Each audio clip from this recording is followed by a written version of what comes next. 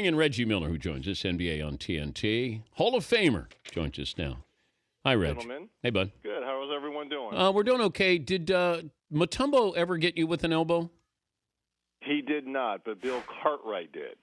Okay. I don't know which one of the two were worst in the post or after they secured a rebound trying to clear space out. Dikembe Mutombo or Bill Cartwright. Both, if they were playing in today's game, would certainly miss some time because of taking out guys' cheekbones and eyes. Okay, but the center you would want to play with. Give me one center from your era. I would say I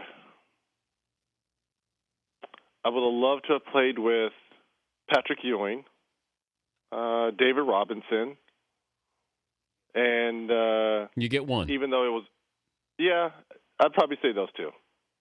Okay, but you get one, Reg. And Rick Smith. I gotta throw that in. I gotta be a homer. Okay? The dunking Dutchman. Did you play soccer growing up? A little bit, not much. We just had Joel Embiid on.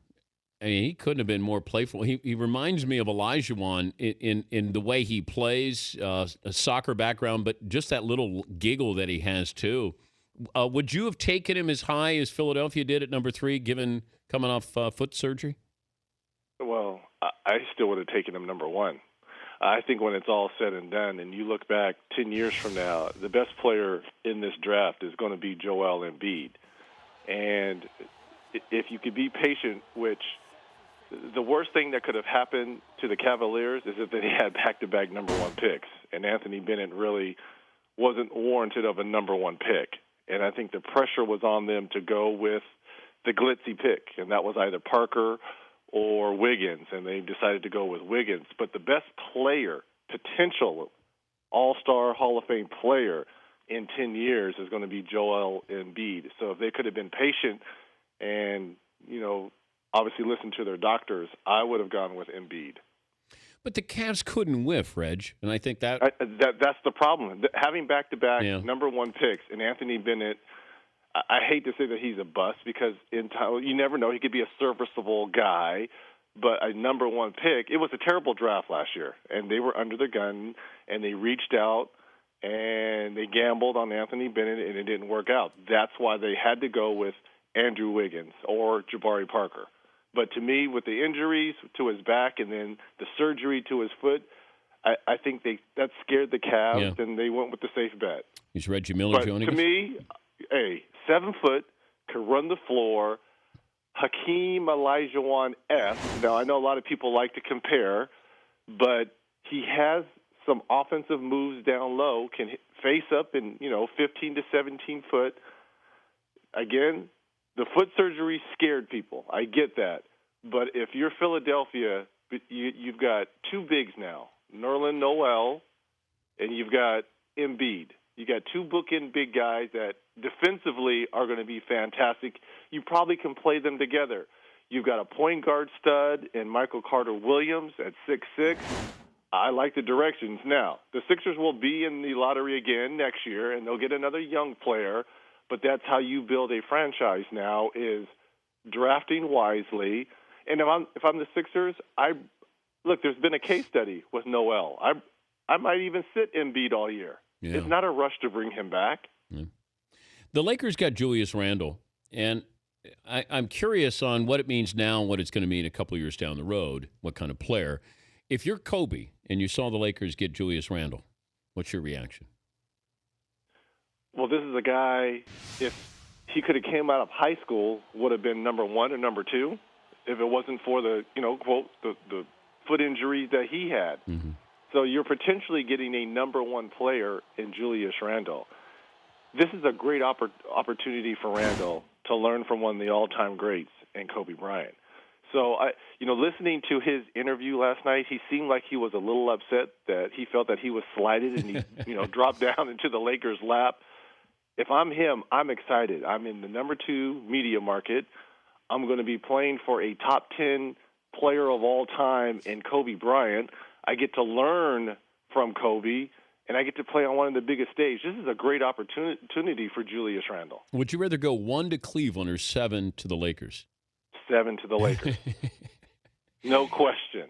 All right, Doug McDermott's situation from yesterday, where we were comparing Doug McDermott, who would be the first player he would be compared to? Who would you compare Doug McDermott to? Kyle Korver. Okay. All right. I think he does more. And to me, when we talk about, your number one Wiggins and, would you rather be 7 Randle with the Lakers? If I'm Doug McDermott, I went to the right place, the perfect place. You've got, knock on wood, a healthy Derrick Rose coming back. And when Derrick Rose was at his best, when he won the MVP, he had shooters in the corner, like Kyle Korver. Mm-hmm. You've got to have guys on the floor that's space for Derrick Rose. And this is a great opportunity for McDermott to step in. Now, it'll be a little tough, obviously, as a rookie, but it's a perfect place for him to land because there will be zero pressure on him. That's all on Noah and Rose. But this is a guy that's, between him and Stauskas, they were probably the best shooters in the draft. Great place for him to land with Thibodeau and the Chicago Bulls. Kyle Korver, better shooter than you? Come on now. I mean, right now. Look, you ask me this question all the time. I will always feel that I was the best shooter No, but right ever. Now, you against Kyle Korver. Oh, well, of course, because he's doing it on an everyday basis. I'll give you a week to get ready. Give me more than a week. A month to get ready. A month to get ready. I think I could go toe-to-toe. Would I beat him? No. But if you gave me a month with 2-a-days, I will take on anyone in the NBA. Could you, if I gave you till next... Now, if you gave me a week, I will take on everyone not named Steph Curry, Kyle Korver, and Ray Allen. What if I said, I'll give you 8 months to get ready for the three-point shooting contest? I wouldn't finish last. Okay. I think I would finish, there's 6 competitors or 8 competitors? If there's 8 competitors, I will finish top 4. If you gave me 8 months, come on. I only need 4 months for that. We get caught up in athleticism, I think, too much in all of sports. Wingspan and hand size and vertical and whatever happened to just the eye test. You just look at somebody and you say, the guy can play. Like Shabazz Napier, to me, he's not going to be off the charts in probably any of those categories. But, right? I'm so tired of sports science. I understand it's fascinating and analytics and, a guy goes left, 30% of the time, one dribble right, 40. It's good to a certain degree, but I agree with you 100%. I mean, when I was drafted in 87, when I went to Indiana, I was literally there a half hour. That's why I did not think I was going to Indiana. I was told I was going to play with Sir Charles Barkley at 16 with the Philadelphia 76ers. So that's why that surprise looked when they showed me sitting on that bad couch in Riverside, California, next to Cheryl and Saul and Kerry Miller, because I assumed all along I was going to 16 to play with Sir Charles. So when I heard in the earpiece saying, "Oh, we're going to Riverside," the Pacers are picking him, Donnie Walsh said 5 words to me. Jack Ramsey may have said 2 words to me. But all they did was watch game film of me. I didn't work out for the Pacers, none of that. I was in for a half hour. They might have measured how tall I was, and that was it. That's all the eye test. There was no analytics and how big my hands were. Can you play or not? I wasn't athletic, but I just worked hard. And they took a gamble, and it worked out. So there's going to be a lot of guys in this draft that are very much in the same boat I was. They're not very athletic. They don't do a lot of things great. But at the end of the day, they're going to be very serviceable, and they're going to help their teams win. Well, there are a lot of guys. The NBA is littered with athletic phenoms, but that doesn't mean they can play. But there are guys who you go, I don't know how they do it, but they do it. But it's just sort of understanding what to do and when to do it. It's funny because looking at the draft and the number 30 pick that went to the San Antonio Spurs. I like that pick. The knock on Kyle Anderson, he's too slow. He only plays in one gear. He's not a great shooter. Now, you surround him with Tony Parker, Kawhi Leonard, Tim Duncan, Boris Diaw. He's going to look like an all-star, and everyone's going to be like, well, why did 29 other teams pass on this guy? It's all about the system. A great pickup for Greg Popovich. Again, the genius of Pop, because he's going to look fantastic in that system. Yep. He moves the ball well at 6'8". He's an unbelievable passer, great fundamentals. Yeah, he's not the quickest of guys, but the Spurs play team defense, so he will be hidden at the defensive end. Great pickup for the Spurs. Shabazz Napier going to the Heat. LeBron loved him, said he thought he was the best player, and we got him. Does that do? Well, I hope he gets to play with LeBron. Hey, I got you to the Miami Heat. Have a great time there, Shabazz. Do you think that helps? I keep saying this weekend's big with Dwayne Wade. If he and Bosch don't opt out to restructure, then I think LeBron's he's gone. You think he's gone? I think they opt out. I think they both restructure. I think the big three in Miami all will be back. But again, we said this a few years back in Cleveland. There's no way he would ever turn his back on his hometown. I, for one, said that. Yep. 2 championships later, 4 times straight to the NBA Finals, it was a wise decision by LeBron James. But, again, there's been a case study of him turning his back and moving on.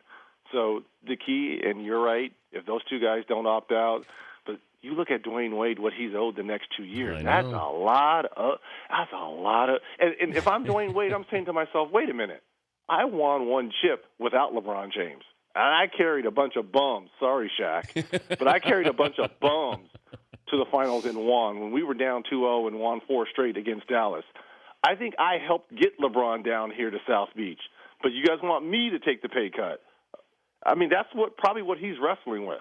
Yeah, but if he wants to stay with LeBron there and end his career with having fun with still trying to win championships, he's going to have to restructure his deal. Or he can end his career with 3 championships. Yeah. And 2 years at what, $45 million? 20-something million per year. Yeah. He's not going to change what's on his stone. He's a first ballot Hall of Famer. Yep. Right? Yeah, I guess. So that's what he's wrestling with. And he's still going to get paid, though, remember, Reg. He won 1 without LeBron. I know. Can LeBron say the same? He got one of the worst teams in history to the finals, Reg. That's one of the top 5 worst teams to get to an NBA Finals. Did they end up winning? No. And they got swept by who? Spurs. Okay. All right. Don't have to yell. I'm not. Just stating my point. I'm getting ready for Sports Jeopardy, people. That's all. I'm going to bring it. I'm going to bring it, though. I bring up that idea of you stopping by when I'm out there in August, and then you stop by. I'm coming to the taping of the 2 shows, like you said. Not the 5-day shows, right. but the I will 2 bring you shows by. I'm coming through. All right. I'm even going to get you maybe to do something for the show itself. Maybe I'll get you on air. Do you have that kind of pull? Yes. You have that kind of pull with the network? Yes. I'm in. Here's the thing. I'm in. You have. There's a reason why you and I connect. You have to. You make things happen. You have to wear your Pacers uniform from your rookie year. That's all I'm asking. Ooh, I got to go in the archives. Hold on. Let me see if I may be able to find that. I may be able. Wait, you don't have that framed? Oh, you want me to take it out of the frame? Yes. Take it out of the glass and try to put it on. Do you got the Stockton short shorts, though, back then? I do. Oh, Somewhere yeah. I do. Oh, see, Somewhere I do. Ladies love that. They do. Those are a hit. I hope a team. See, like the Heat, they should do something like that for a month straight. Go old school. Bring back the Tidy whities? Tidy whities. Bring them back. The high socks, all that. God. I don't think it won't catch on. You don't think so? No, I don't think so. Yeah, you're probably right. I'd say you're nuts, but then. But you want me to bring it out for Sports Jeopardy. Yeah, you make a statement. Okay. Those legs. Oh my God, that would be great. Yep. See, now you have me thinking about it, Theodore, and that's not cool. All right, but I'm going to get you over there. I'll talk to you about this. All right. You got it, my friend. Thank you, Reg. Thank you, guys. All right, that's Reggie Aloysius Miller, Hall of Famer.